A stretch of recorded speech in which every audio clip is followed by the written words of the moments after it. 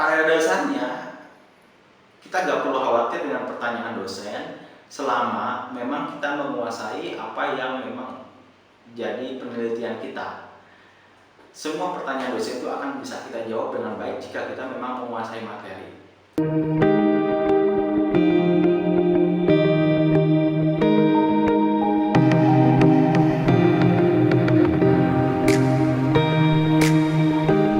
Silahkan di-subscribe terlebih dahulu.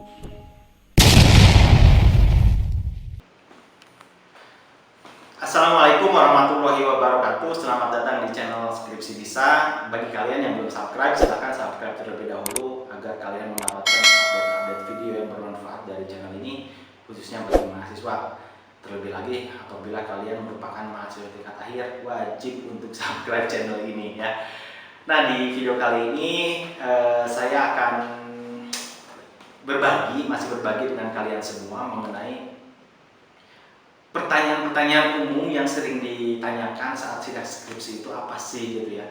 Dan terkadang kan mahasiswa itu sangat takut sekali menghadapi sidang skripsi, takut gak bisa jawab pertanyaan, takut gak siap, grogi lah gitu ya. Ini yang memang jadi momok juga bagi mahasiswa ya. Nah, mudah-mudahan saat saya menyampaikan hal ini menjadi satu gambaran dan persiapan bagi kalian semua. Ya namanya juga penguji ya, pasti beliau-beliau itu akan bertanya, akan menguji ya, akan menanyakan, memastikan seperti apa, atau mungkin bahkan ada perdebatan juga di dalam ya. Di video sebelumnya saya sudah buat cara menjawab pertanyaan penguji, nanti bisa ditonton. Nah, sekarang kisi-kisi pertanyaannya apa aja ya, pertanyaan-pertanyaan yang sering ditanyakan oleh penguji itu kepada kita apa aja. Oke, yang pertama, ini hal yang mendasar sekali yang akan selalu ditanyakan oleh penguji adalah mengapa mengambil judul penelitian itu. Nah, itu sering sekali ditanyakan oleh penguji ya. Alasan kita mengambil penelitian itu apa? Itu hal yang mendasar. Nah, di sini kalian bisa jawab alasan yang ilmiah dan alasan berdasarkan permasalahan yang ada ya. Jadi itu yang pertama, pertanyaan yang sering ditanyakan. Lalu terkait lokasi, mengapa mengambil penelitian di PT X misalnya ya, itu juga terkadang sering ditanyakan oleh penguji. Jangan sampai jawaban mengenai lokasi ini salah juga ya. Biasanya mahasiswa saking polosnya ketika ditanya kenapa melakukan penelitian di PT X, oh karena saya punya teman Pak di sana jadi ngambil datanya mudah, atau karena memang dekat rumah saya. Nah, itu jawaban yang tidak ilmiah dan jawaban yang salah ya. Ketika menjawab pertanyaan kenapa di lokasi ini, jawablah secara objektif, secara ilmiah. Biasanya memang karena di PTX itu ada masalah ini yang perlu diteliti, yang perlu dikaji. Nah, yang benar seperti itu. Bukan karena hal yang subjektif seperti misalnya dekat dengan rumah atau ada orang dalam sehingga bisa dapat data dengan baik. Alasan itu tidak boleh disampaikan kepada dosen penguji saat menanyakan kenapa mengambil lokasi di sana gitu ya. Lalu objek penelitiannya apa? Nah, suka ditanya juga tuh mengenai objek penelitiannya. Dan ini kadang mahasiswa pun rancu ya. Apa sih rancu itu? Bias ya tentang objek ini.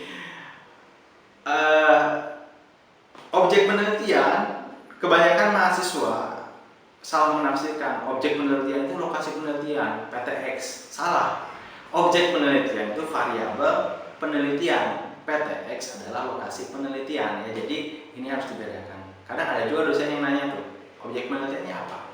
Kalau misalnya kita meneliti tentang kinerja, berarti objek penelitiannya kinerja. Nah, bukan PTX. PTX hanya lokasi. Oke, itu ya. Lalu selanjutnya yang sering ditanyakan lagi oleh dosen penelitian adalah tujuan dan manfaat. Manfaat penelitiannya apa? Buat siapa? Nah, itu dijelaskan. Kemudian metode penelitian. Untuk masalah metode penelitian, biasanya dosen itu menanyakan kenapa mengambil metode penelitian ini, tidak metode penelitian itu. Atau kenapa apa kelebihannya metode ini dibanding metode itu. Nah, itu bisa ditanyakan juga tuh sama dosen pembimbing, atau persiapan juga tuh jawaban-jawaban seperti itu. Ini yang umum-umum aja ya. Lalu seperti